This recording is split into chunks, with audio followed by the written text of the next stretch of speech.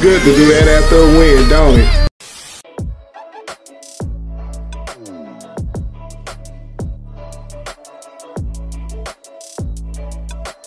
Oh my God! Wow! Yo, what's up, bro? Welcome back to the channel, and thank God I am able to do one of these videos. I am able to do a Bears reaction. And also, thank God the Bears pulled out a 27-23 victory. It is so much to talk about within this game. It is so much criticism, so much critique, so much praise that I have to just do with this game. But before I get into this game, make sure you guys are staying safe out there. There's still a lot going on, and I just want to make sure you guys are staying safe. And also, about 60% of the people that watch my videos are not subscribed to the channel. And if you fit in that mold, click that subscribe button right now and click the notification bell so you will not miss a video. But let's dive into this game. You guys know what time it is. Without further ado, let's dive into it.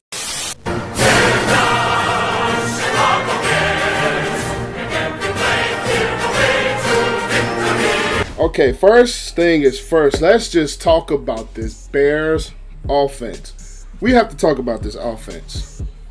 Number one, the first half of this offense was attack, run the ball, and the passing game really struggled. It really struggled in the first half. The defense let up a late drive. They were going well until that last drive by the Lions in the second quarter.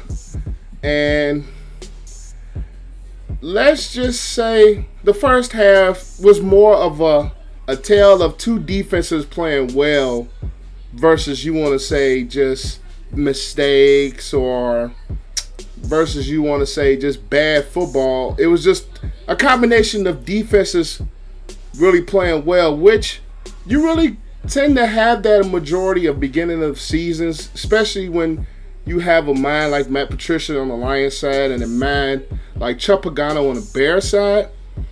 You're going to have some offensive struggles with defensive minds like those in the first half.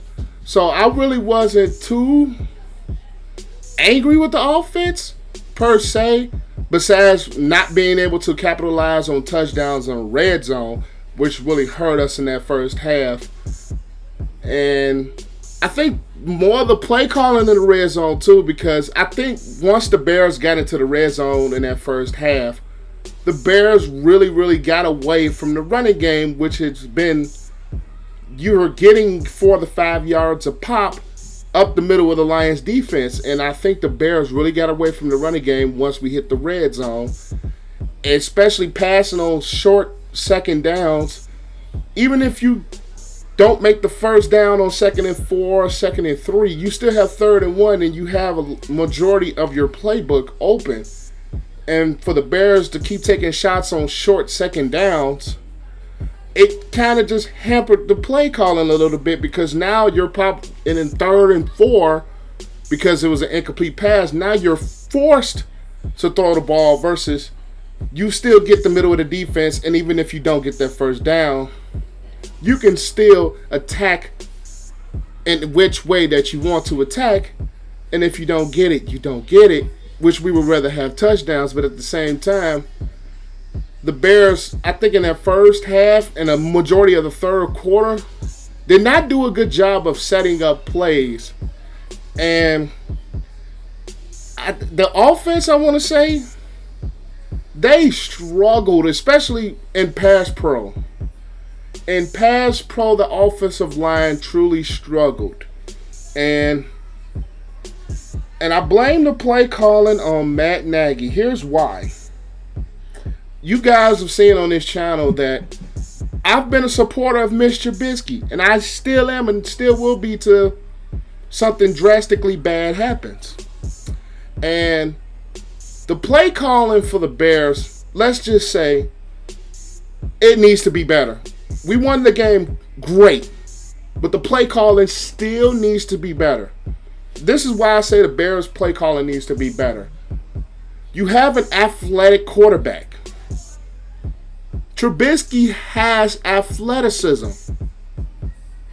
I personally, with him running the ball and him being a running threat, I would clearly use some RPOs.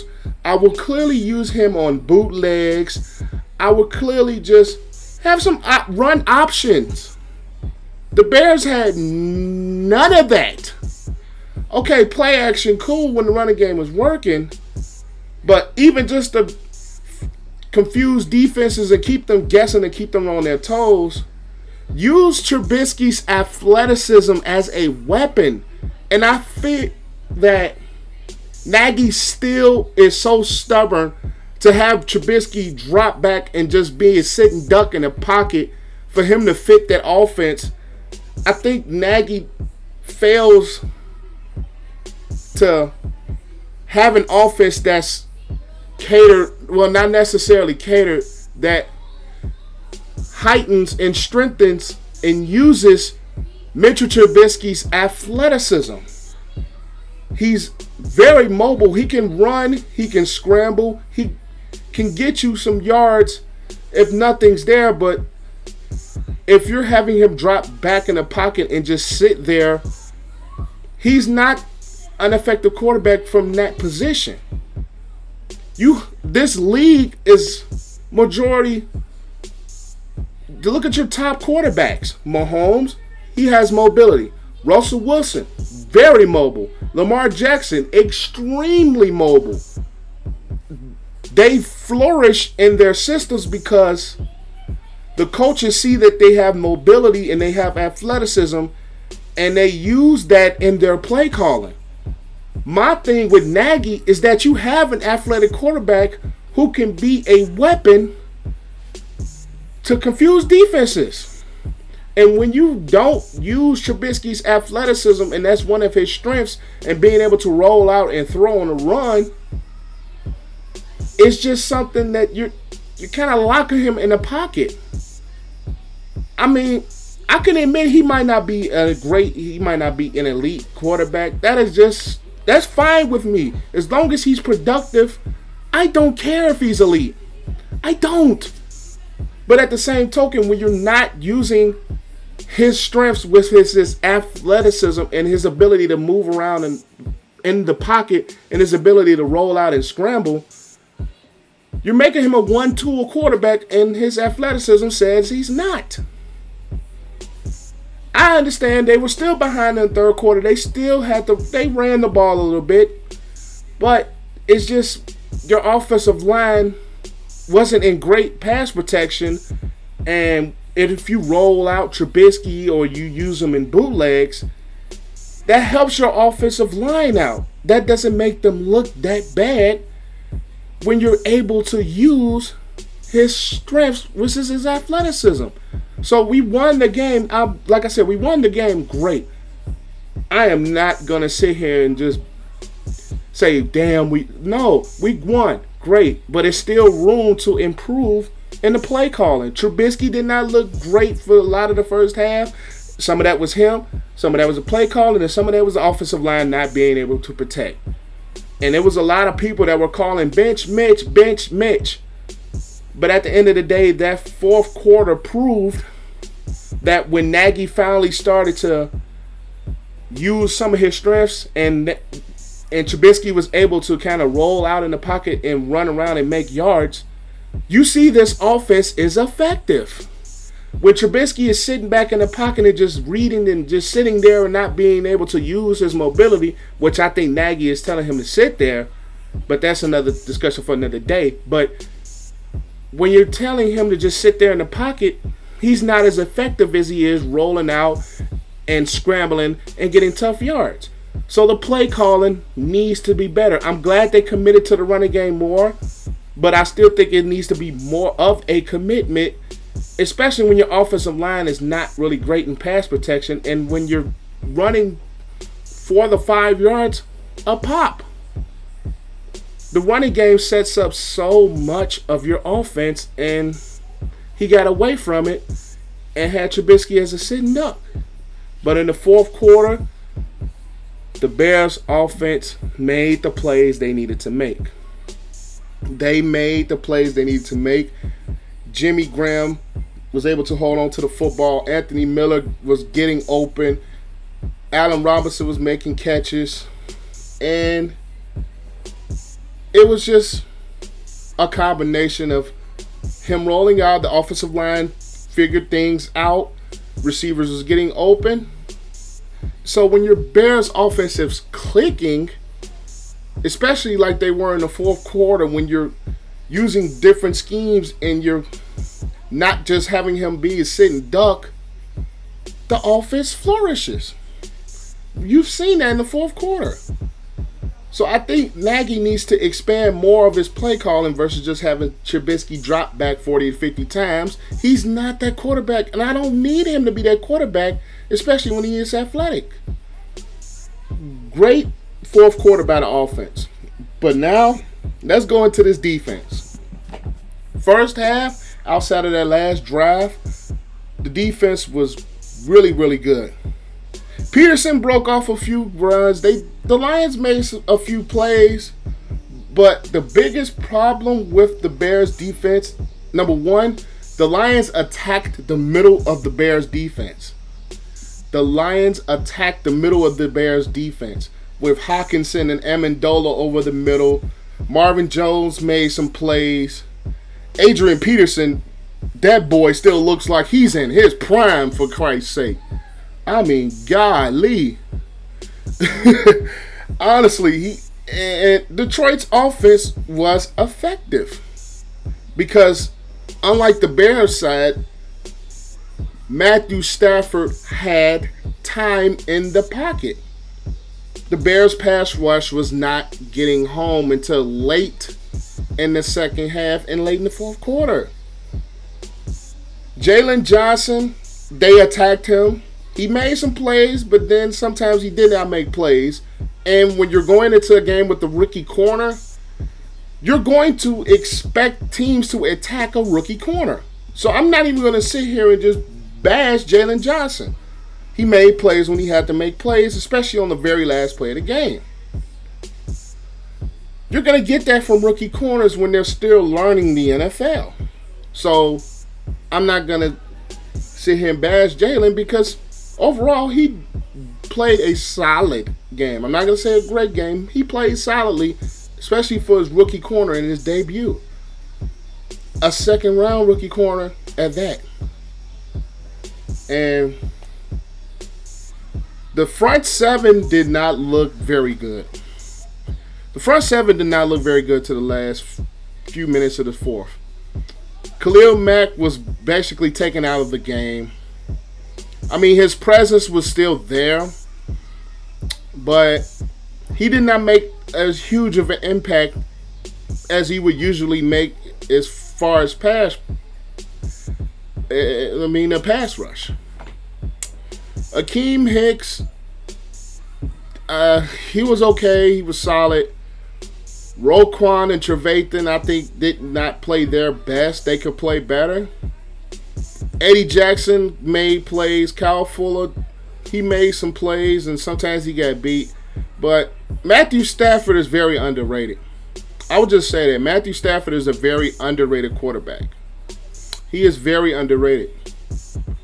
He just happens to be in the Lions organization, which we all know with Barry Sanders and Calvin Johnson. Guys retire early and they have great careers but on bad teams. The Lions secondary had a lot of injuries, but that's on the other side. But at the same time, I think the Bears front seven needs improvement, and especially in the middle of it. The middle of our front seven really, really needs some improvement.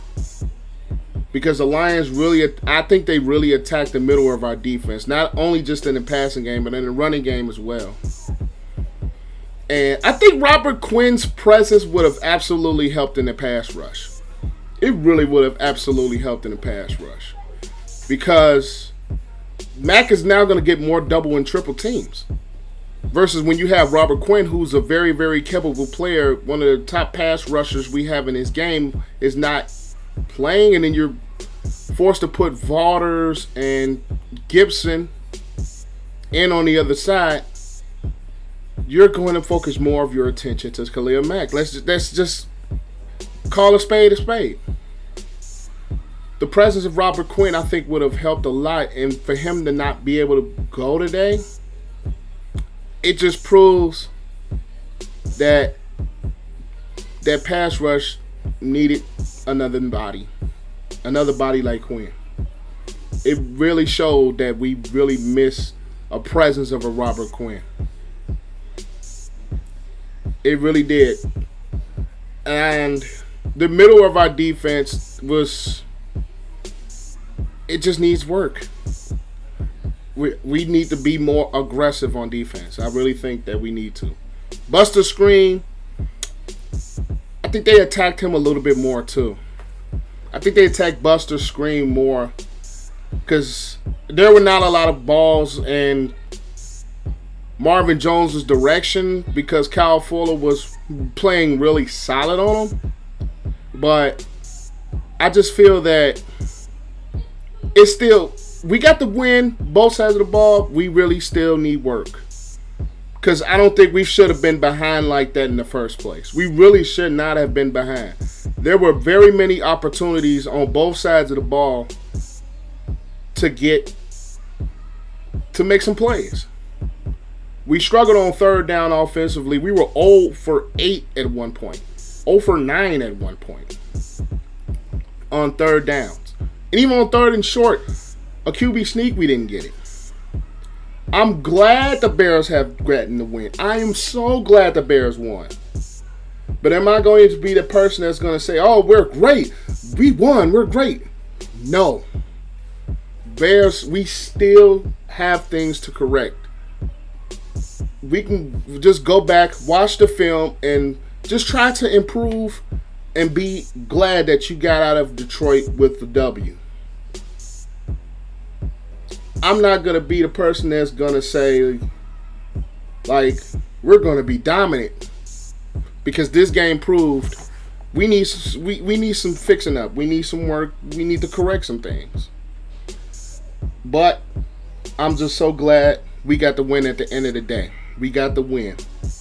But I've been rambling on too long. I've been rambling on a long time. That is all I have for you guys today. Make sure to like, comment, share, and subscribe to the channel as that helps the channel to grow.